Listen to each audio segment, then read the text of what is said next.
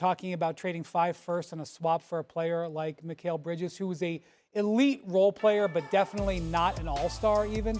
But this makes more sense when you take a step back and look at what else this does for the Knicks. Obviously, there is the Villanova chemistry and connection here, but that's not the only thing.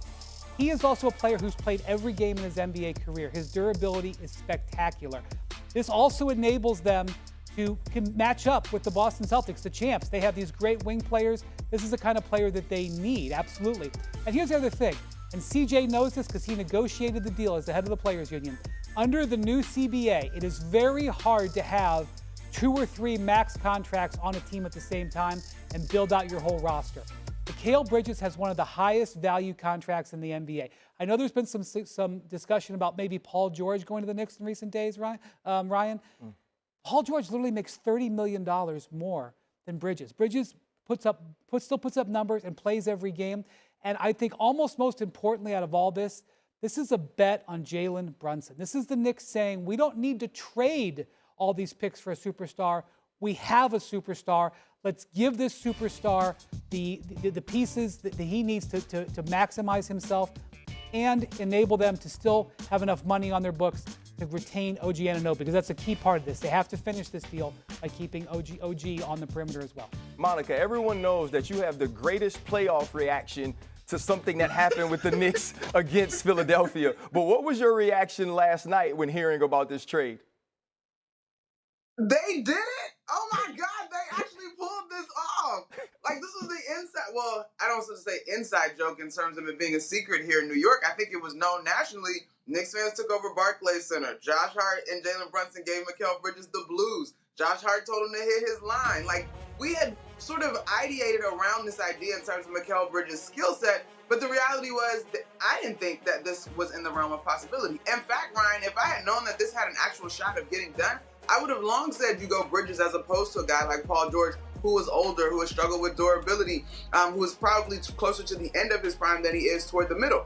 While to Wendy's point, Mikal Bridges may not jump off the pages in terms of all-star, I'm old enough to remember last week on this show when we were dissecting Podcast P's comments about fit in terms of where he might go in this course of this offseason. Leon Rose and company never had to question the fit here in terms of Mikal Bridges being a part of that Villanova tapestry and being a good fit for what Tom Thibodeau and the Knicks want to do. I was like, wow, another brilliant move, tip of the cap for sure. CJ, this isn't the blockbuster name that PG-13 would be, but what does acquiring Mikal Bridges do for the New York Knicks? I think it gives the Knicks flexibility. Wendy talked about the cap situation. He talked about depth. He spoke about Jalen Brunson, how impactful he's been throughout his tenure with the Knicks. There was once upon a time where people were saying it was an overpay for Jalen Brunson. Now it looks like a huge, huge underpay, and they're surrounding him with a super team of role players. You got length, you got athleticism, you have the Thibodeau types of players that you need to be successful with the way that he coaches, play a lot of minutes, play both sides of the ball, focus on defense, focus on making sure that Jalen Brunson has space to operate. They also have Julius Randle, oh, by the way, who's coming back off an injury. They have a chance to sign OG. I love this trade for them because you get a versatile wing who can shoot, he can defend, and more important than anything, he doesn't miss games. The vibes never lie, and I think the New York Knicks are going for vibes, they're going for consistency, and they have 4 players from the 2016 National Championship team in Villanova. NBA front office insider Bobby Marks, you spent some time with the Nets. Tell us how rare this deal is between these two New York teams. Ryan, the Cold War is over. The last trade was 1983 between both teams. I was at the Nets for 20 years. I can't remember one time I picked up the phone and called New York and traded trade scenarios with them. So it is extremely, extremely rare. And I give Sean Marks a lot of credit, the Nets GM here, where basically they traded them maybe the piece to get them an NBA championship. And certainly Brooklyn is on a different timeline than where New York is. And I think that the one thing that we haven't discussed about is that now Brooklyn has control of their own first-round picks in 2025 and 2026 as part of the second trade that they made with Houston here. So they can bottom out, they can get a top pick, and then they can go in the 2025 offseason with over $100 million in cap space. Wendy, you start to look at the roster with now adding Mikal Bridges, and earlier CJ mentioned Julius Randle. Does this trade have any implications on his future in New York? Yeah, so Bobby can speak to this, but again, under the new rules and the way this trade is structured, the Knicks only have about $50 million that they're now allowed to spend going forward the rest of this offseason because they have hard capped themselves the way the trade is structured now. The trade has not been made. It won't be made until after the draft. There could still be other pieces. But you wonder, do the Knicks look at other moves here that would enable them to change the way they distribute their money? So they obviously got OG Anunoby. Anunoby is going to require a big amount of money to re-sign. They have Isaiah Hartenstein, who they'd also like to re-sign. Does Julius Randle fit?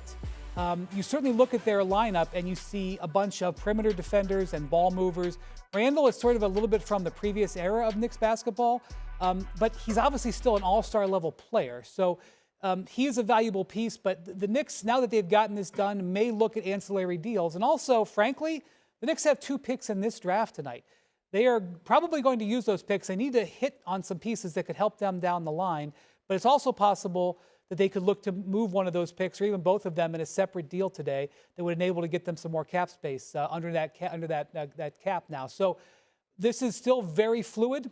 The Knicks are not done, but the core of their team is coming into focus, and they're directly challenging the Boston Celtics. Does this trade get the Knicks to the Boston Celtics? Well, it gives you the elements you need to defend the Celtics, that's for sure. If you just talk about Mikal Bridges, OG Anunoby, and I'll throw Josh Hart in there, right? These are guys that have length, they're athletic, they can challenge and make it difficult for whichever one of the core 4 of the Boston Celtics. But I actually just want to go back to something Wendy said. I think, obviously, you hope to sign Isaiah Hartenstein, but he had a terrific year. And I think if you have to weigh it out with this trade in mind, Hartenstein or OG Anunoby in terms of who you're going to be able to hold on to, I think you got to get OG Anunoby done, would be my thought. So that leaves some wiggle room in terms of maybe needing some help at the 5. But in a perfect world, if this team could run it back and just add Mikal Bridges, they're right there. I'm very willing to put them at second in the East if it looks the same plus Bridges. I just don't know if it will be able to remain that way. CJ, these 4 dudes hung a banner up at Villanova. So these are 4 former college teammates. It seems like the Knicks are going chemistry over star power. What does this do for a locker room when you have a team that can be this close? I think it does a lot for the locker room. It's important that you like your coworkers, especially in the sports setting. You spend so much time around the players, whether that's on the buses, on the planes, in the hotels, the team dinners. These guys have a rapport. They've already proven they can win together at the collegiate level. Jalen Brunson is a pit bull. He's a closer. You got Mikal Bridges, who's played in the finals before. You got Josh Hart, who's just a competitor.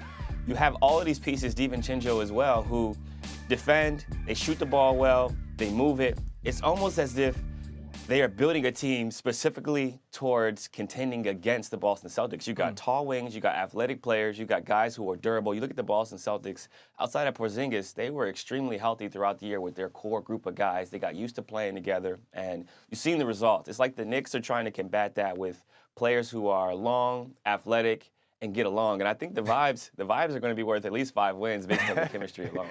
Bobby, at least 5, CJ? That's low. 5 is low. 5 is low. 5 extra wins. A good coach will get you. Okay, extra. A good coach will get you 5 wins, and this is a team that even unhealthy was able to push the Pacers in the second round. Bobby, how does this trade impact the way the Knicks move throughout free agency now? Yeah, we're going to do a little bit of napkin math right now. They have $50 million, not including both first-round picks. They have the 24th and 25th pick in the draft. Those picks equal about $6 million. So you've got to figure out what that OG Anunoby contract is. So if it's at $33 to $34 million, it really only gives you about $17 million to kind of build out your bench here with minimum contract. So I think New York's Ryan's going to be active tonight, maybe moving off one of those picks. Maybe you can pick up a couple second-round picks, which is less expensive here. But there's certainly some work to do in New York as far as building out that bench with limited means financially. Well, when you look at the New York Knicks, they understood they were able to make a deep run without a team that was fully healthy. Now adding Mikal Bridges, who is always on the court. I mean, the guy played an extra game 2 years ago. I think this team is on the right track, and the moves tonight and going forward could put them as close to Boston as any team in the entire East.